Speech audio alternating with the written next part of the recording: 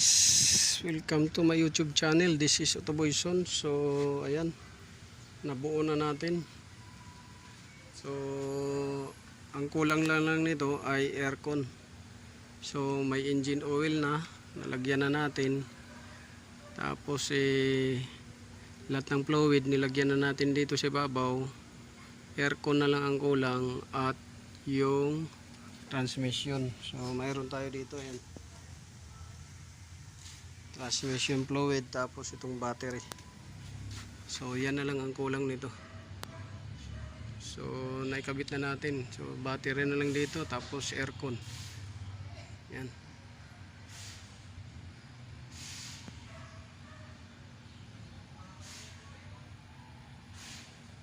So kompleto na natin, ay balik na natin. So nag-EGR cleaning tayo nito. Tapos intercooler cleaning, tapos radiator cleaning, tapos yung condenser palit dahil may leak. Tapos filter, lahat ng filter nalitan.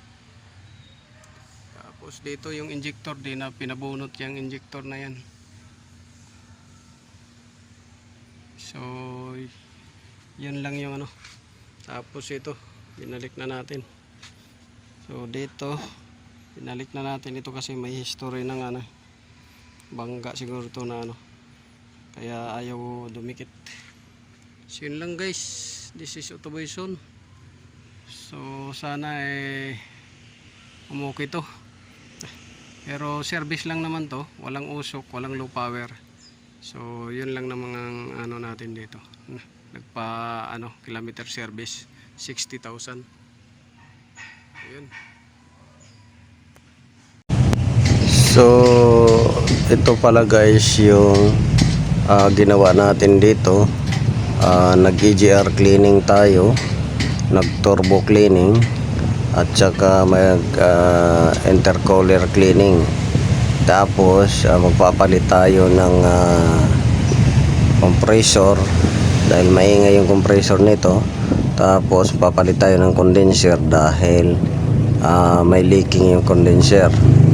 Tapos pa-flashing natin yung radiator. Tapos mag-change oil tayo, PMS, at mag-service tayo, change oil ng transmission. Tapos papalit tayo ng stabilizer link, stabilizer bar bushing, tapos linis ng preno, harap likod. So yun yung gagawin dito sa sasakyan na to. So itong sasakyan na to, Toyota Fortuner, pero wala naman siyang issue, kundi service performance tune up ang ginawa natin dahil 60,000 na ang unit na to. So yan yung ano, walang issue itong Fortuner na to, pero dahil binasilip niya sa atin kung anong pwedeng i-apply na service. So yan yung mga binanggit ko guys. Pa-charge ng battery. Koreano? Oh, pinatesting yung battery kasi nag-start parang pumipiyok. Kaya ba? Pumipiyok. Dapat tuloy-tuloy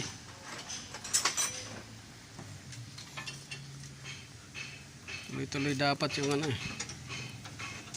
kaso pumipiyok. Fortuner? Ano sira?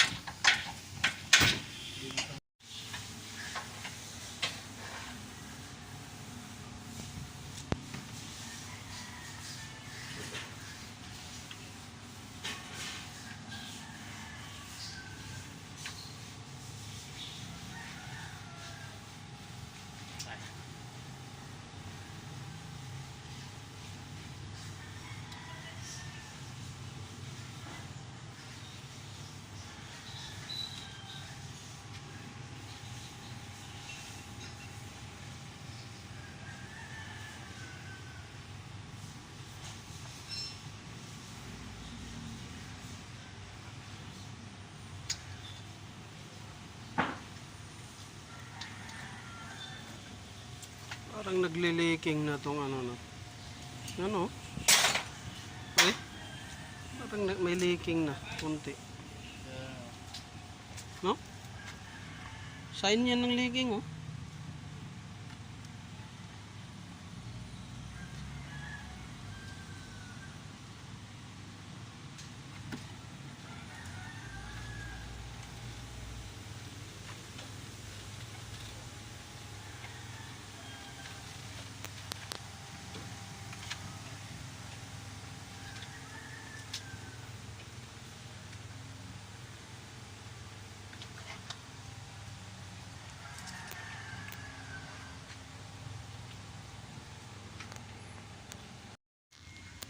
So, ito na guys. So, nabaklas na natin dito yung radiator, condenser at saka intercooler. So, yan. So, ang kulang na lang nito guys ay yung EGR at saka yung cooler dun sa likod. Yan. So, ang gagawin pala nito guys ay EGR cleaning, tapos radiator cleaning, tapos condenser cleaning. Replace na pala to kasi may leaking na nakita tayo. Tapos intercooler cleaning, tapos PMS kasama yung transmission. So 60,000 na yung kilometers run nito guys. Tapos mag-injector cleaning tayo doon at titingnan din natin dito yung turbo kung madumi na, tapos lilinisan din natin. Pero kung okay pa siya, wala pang masyadong carbon, so lilinisan pa rin natin kung ano. So yan, ito yung intake, exhaust nya, tapos yung intake doon. So yan guys, yan. So Toyota Fortuner to ang ginagawa natin. Ayan, Toyota Fortuner to. Tapos palit tayo ng belt dahil marupok na yung belt.